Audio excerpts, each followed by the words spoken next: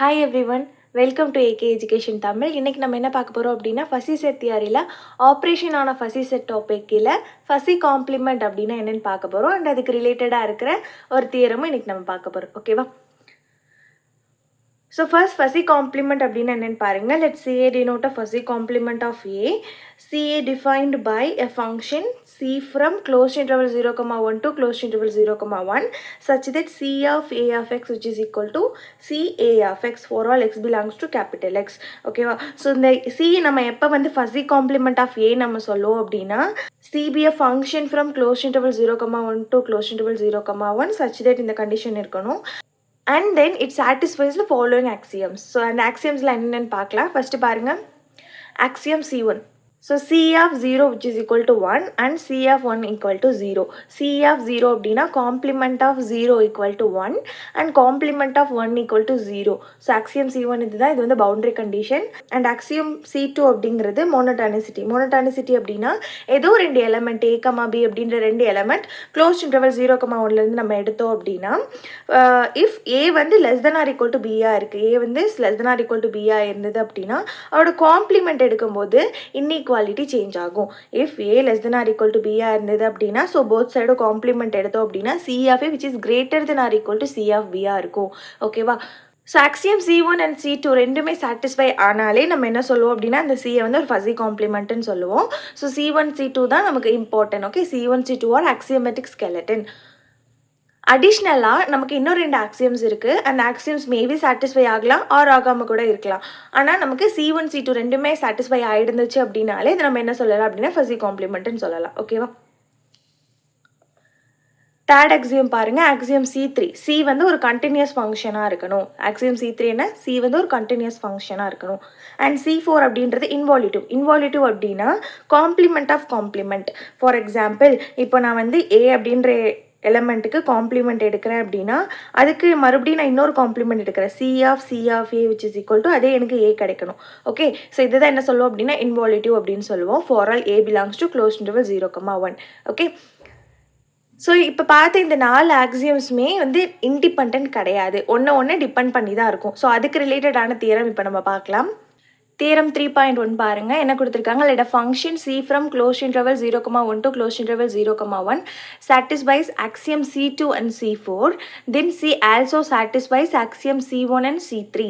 So இந்த function C அப்படின்றது வந்து C2வையும் C4ஐயும், C2 என்னது மோனோடானிசிட்டியையும் அண்ட் C4 இன்வால்யூட்டையும் அது வந்து சாட்டிஸ்ஃபை பண்ணியிருந்துச்சு அப்படின்னா, தென் அந்த C வந்து it's also satisfies axiom C1 and C3. அதாவது பவுண்டரி கண்டிஷனையும் அது சாட்டிஸ்ஃபை பண்ணணும் அண்ட் ஆல்சோ அந்த C வந்து ஒரு கண்டினியூஸ் ஃபங்க்ஷனாகவும் இருக்கணும்.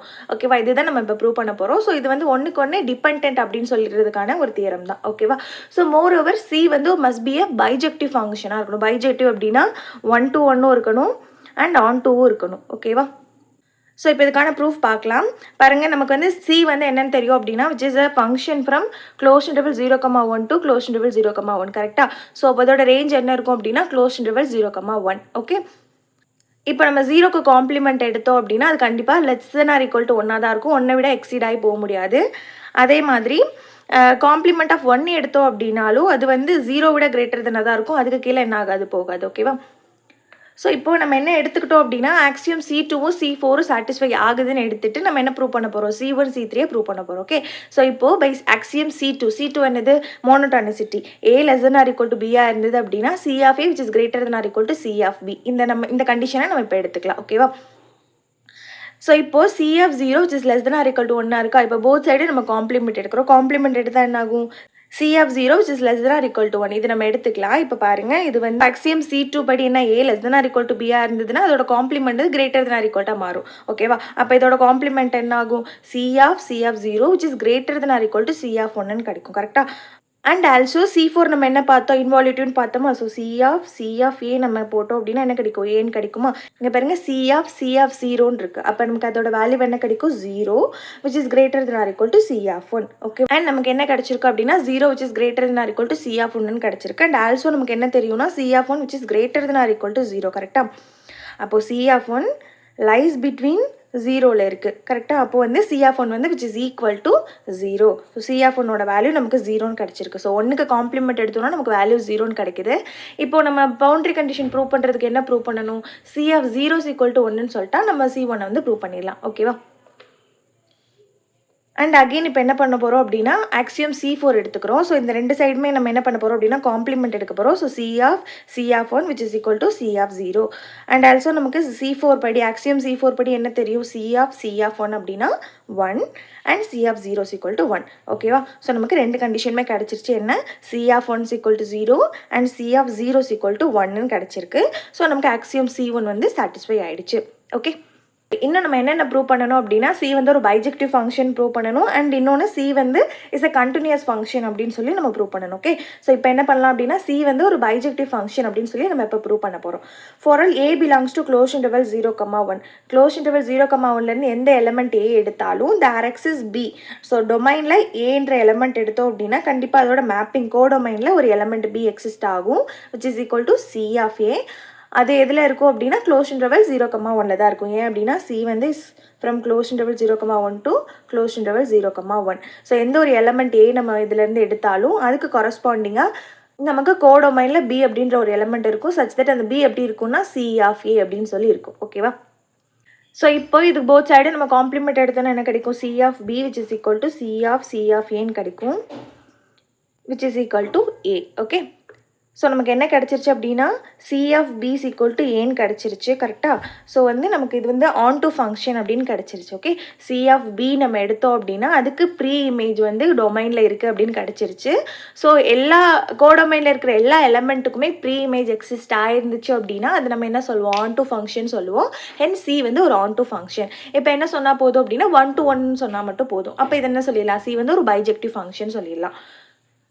ஸோ நெக்ஸ்ட்டு C வந்து ஒரு 1 to 1 அப்படின்னு சொல்லி ப்ரூவ் பண்ண போகிறோம். ஸோ இந்த தியரம் இல்லை, எந்த ஒரு தியரம் நீங்கள் எடுத்துட்டாலும் 1 to 1 ப்ரூவ் பண்ணுறதுக்கு என்ன பண்ணுவோம் அப்படின்னா இமேஜஸ் வந்து ஈக்குவல்ட்டு, ரெண்டு எலமெண்ட்டோட இமேஜஸ் ஈக்குவல்ட்டு எடுத்துகிட்டு எலமெண்ட் ஈக்குவல்ட்டுன்னு சொல்லிட்டா போதும். அது வந்து ஒரு 1 to 1 அப்படின்னு சொல்லி நம்ம சொல்லிடலாம். ஸோ இதே மாதிரி இங்கே என்ன பண்ணிக்கிறோம்? A1 A2 ரெண்டு எலமெண்ட் எடுத்துக்கிறோம். அதோட images C of A1 equal to C of A2 வந்து ஈக்குவல்ட் அப்படின்னு சொல்லி நம்ம எடுத்துக்கிறோம். இப்போ என்ன ப்ரூவ் பண்ணணும்னா A1 equal to A2 மட்டும் ப்ரூவ் பண்ணால் போதும். ஓகேவா?